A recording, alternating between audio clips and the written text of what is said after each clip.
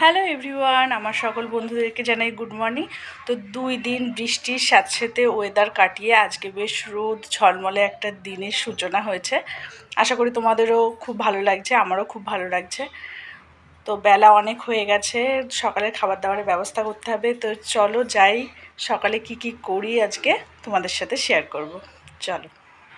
এখন আমি বানাবো শাপলা ফুলের বড়া। এখানে আমি শাপলা ফুলগুলোকে অর্ধেক করে কেটে ধুয়ে পরিষ্কার করে নিয়েছি। ব্যাটারটা বানিয়েছি অ্যারারুট, ময়দা, অল্প একটু বেসন দিয়ে। আর এখানে দিয়েছি ধনেপাতা কুচি, আদা রসুনের পেস্ট, পরিমাণ মতন লবণ, হলুদ আর চিনি। তারপরে যেভাবে বড়া বানাতে হয় সেভাবে বানিয়ে নেব। আর মা সকালে ভাত করেছে, টক ডাল করেছে আর বড়া। তো আজ থেকে 2 বছর, প্রায় 2-3 বছর আগেই আমি ফুলের বড়া বানিয়েছিলাম। 2-3 বছরের মধ্যে আর খাওয়া হয়নি। তো কালকে তুতুনের বাবা বললো এই ফুলের বড়া একটু বানাও, তাই ভাবলাম আজকে একটু বানাই। তো তোমাদের কেমন লাগলো কমেন্টে জানিও।